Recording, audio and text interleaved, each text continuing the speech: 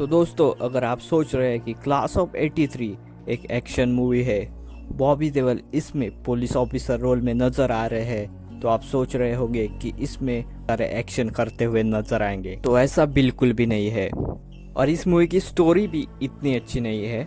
चाहिए तो आप एक बार देख सकते हैं।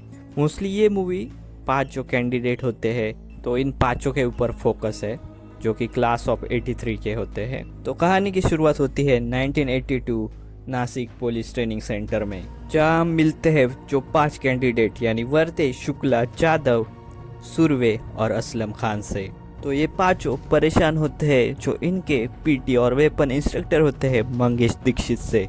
और इन्होंने सुना होता है कि जो इनके डीन है विजय सिंह, इनसे इन्हें बहुत कुछ सीखने को मिलेगा। लेकिन फर्स्ट सेमेस्टर ख़त्म होने को आई होती है, लेकिन इन्होंने डीन को अभी तक नहीं देखा होता है।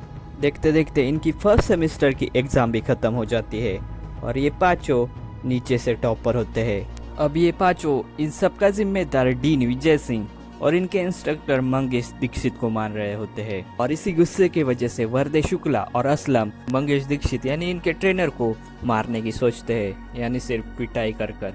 और इसीलिए वो उनके घर पर जाते हैं। लेकिन वहाँ पर एंट्री होती है इनके डीन यानी विजय सिंह की।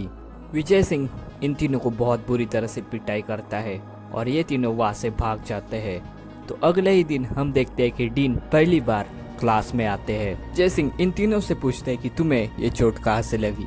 ये तीनों बहाना करते हैं कि कल रात ट्रेनिंग कैंपस में कुछ लोग आए थे जो हमारे वेपन्स चुराना चाहते थे, इसीलिए उन्हें ये चोट लगी। और वो आगे कहते हैं कि बारिश होने की वजह से किसी को भी इनकी आवाज़ सुनाई नहीं दी। इसके ऊपर डीन कहता है तो चलो तुम्हारे कल रात के कपड़े चेक करते हैं। इसके ऊपर असलम सच बता ही देता है। इसके ऊपर विजय सिंह कहता है अगर झूठी बोलना था तो क्यों ना तुम्हारे कपड़े कीचड़ में भिगो देते, इससे पकड़े तो नहीं जाते। आगे हम देखते हैं कि मंगेश दीक्षित डीन से कह रहा होता है कि ये पांचों किसी काम के नहीं है, इन्हें रेस्टिकेट कर देना ही अच्छा होगा। लेकिन विजय सिंह इसके ऊपर कहता है कि ये कुछ अलग कर सकते हैं, ये सिस्टम के अंदर रहकर जो सिस्टम को खोखला कर रहे हैं उन्हें मार सकते हैं, इसलिए इनकी ट्रेनिंग बढ़ा दो। अब हम देखते हैं कि जो सिलेबस में नहीं होता है, एक्चुअल में जो यूज होता है, जो लॉ के खिलाफ जाकर भी ट्रैक्स मिटा सकता है, ऐसी ट्रेनिंग विजय सिंह इन पांचों को देने लगते हैं। अब डीन इन पांचों को क्यों तैयार कर रहा होता है, तो इसका भी एक पास्ट है। हम देखते हैं कि 1981 में जब डीन कासेकर डॉन को पकड़ने जाता है, तब विजय सिंह ये बात मिनिस्टर पाटकर को बताता है। लेकिन मिनिस्टर पाटकर डॉन कासेकर से पहले से ही मिला होता है, इसलिए होता यह है कि 6 पुलिस वाले शहीद हो जाते हैं। लेकिन विजय को वहाँ जली हुई सिगरेट मिलती है जो कि कासेकर डॉन की होती है। इसका मतलब कासेकर डॉन वहीं पर ही था और उसे खबर थी कि वहाँ पुलिस वाले आने वाले हैं, और इसका जिम्मेदार विजय सिंह को माना जाता है। इसी वजह से विजय सिंह की पनिशमेंट पोस्टिंग होती है नासिक में। और इस ऑपरेशन के चलते विजय सिंह अपनी बीबी जो बीमार होती है उसे भी हॉस्पिटल में छोड़कर इस ऑपरेशन पर गया होता है, लेकिन उसकी बीबी भी मर जाती है। ये सारी स्टोरी विजय सिंह इन पांचों को बताता है और वो दिखाता है कि किस तरह कासेकर डॉन का नेटवर्क फैला हुआ है। तो अगर कासेकर को ख़त्म करना होगा तो उनके मेंबर को भी मारना होगा और इन सब से पाटकर की नज़रों से भी बचना होगा। तो वही विजय सिंह आगे बताता है कि पठान इसका खास आदमी है जो हवाले का पैसा कासेकर का इधर का उधर करता है, और रवि शेट्टी इसका खास आदमी है और उसकी बॉम्बे में एक बहन भी है। तो विजय सिंह आगे कहता है कि मैं तुम पांचों को ये बात इसीलिए बता रहा हूँ कि सिस्टम के बाहर रहकर हम इन्हें मिटा नहीं सकते हैं, लेकिन आज तुम पुलिस बनने वाले हो तो सिस्टम में रहकर इन्हें तुम मार सकते हो। आगे हम देखते हैं कि उन पांचों का ट्रेनिंग खत्म हो जाता है और वो अलग अलग जगह पर पोस्ट होते हैं। एक दिन जब वो मिल रहे होते तब देखते हैं कि जो कासेकर का खास आदमी है पठान, वो उन्हें दिखता है। उस वक्त वहाँ पर वर्दे, शुक्ला और सुरवे होते हैं। सुरवे वहाँ पर भिखारी बनकर उस पर नजर रखता है। वर्दे और शुक्ला प्रोसीजर फॉलो करते हुए जो पास में पुलिस स्टेशन होता है उन्हें इन्फॉर्म करते हैं, लेकिन उन्हें सिर्फ इतना ही बताते हैं कि एक क्रिमिनल उन्हें दिखा है। आगे होता यह है कि वर्दे पठान को जाकर भड़काता है, इसलिए पठान वर्दे को खींचकर ले जा रहा होता है। उसी वक्त शुक्ला वहाँ पर जाता है और पठान को गोली से मार देता है। आगे हम देखते हैं कि ये प्रूव कर देते हैं कि पठान ही इनके ऊपर पहला अटैक किया था, इसीलिए इन्हें पठान को मारना पड़ा। आगे हम देखते हैं कि साल बीतते जाते हैं। 1986 आते आते असलम खान को छोड़कर बाकी सब करप्ट हो जाते हैं। किसी ना किसी गैंग से वो पैसे ले रहे होते हैं और उन्हें बचा रहे होते हैं, और वो अपना ट्रैक भी साफ रख रहे होते हैं जिससे कोई भी उन पर शक ना करे।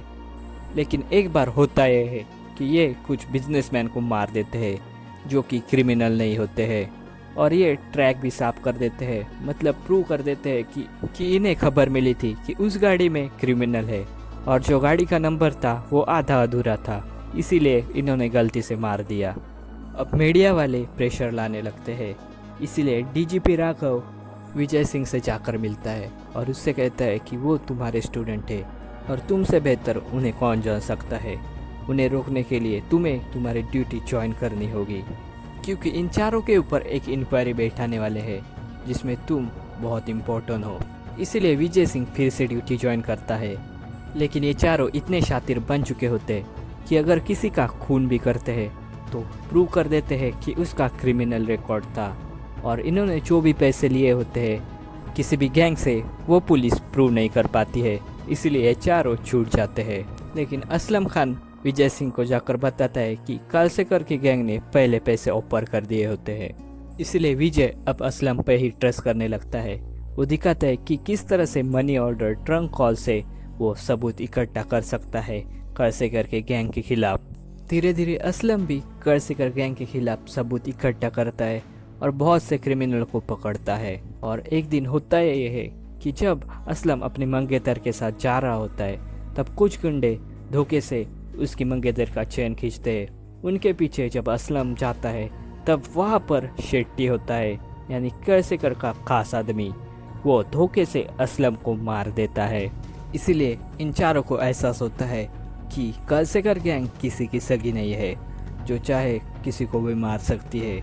अब वो असलम का बदला लेना चाहते हैं, इसीलिए वो जाकर माफ़ी मांगते हैं विजय सिंह से और कहते हैं कि इसके बाद चाहे तो आप प्रूफ कर दे कि हमने उन क्रिमिनल से पैसे लिए हैं, लेकिन हमें असलम का बदला लेना है। इसलिए विजय सिंह और चारों मिलकर प्लान करते हैं। जो कालसेकर की बहन होती है उसकी बेटी को ये किडनैप कर लेते हैं और कालसेकर को एक शिप पर आने के लिए कहते हैं। तो वही विजय सिंह सीएम पाटकर को ट्रंक से रिकॉर्डिंग सुनाता है जिससे ये प्रूव हो सके ये सब जब हो रहा था तब वो सीएम पाटकर से बात कर रहा था। शिप पर 3 लोग होते हैं, विजय सिंह, शुक्ला और वर्दे, और आखिरकार कालसेकर नारायण शेट्टी के साथ वहाँ पहुँच ही जाता है और आखिरकार विजय सिंह उसे गोली से मार ही देता है। तो वर्दे और शुक्ला जो भी कालसेकर के साथ आए होते हैं उन्हें मार देते हैं और मूवी यहाँ पर ही ख़त्म हो जाती है। मूवी के एंड में हम देखते हैं कि जो 4 होते हैं वर्दे, शुक्ला, जादव और सुरवे को दोषी पाया जाता है। तो दोस्तों, आपको ये वीडियो ज़रा भी पसंद आए तो वीडियो को शेयर कीजिए, और अगर आप चैनल पर नए हो तो चैनल को सब्सक्राइब भी कीजिएगा। सब्सक्राइब करने से पैसे नहीं लगते हैं, प्लीज़ लाल बटन पर क्लिक कर दो।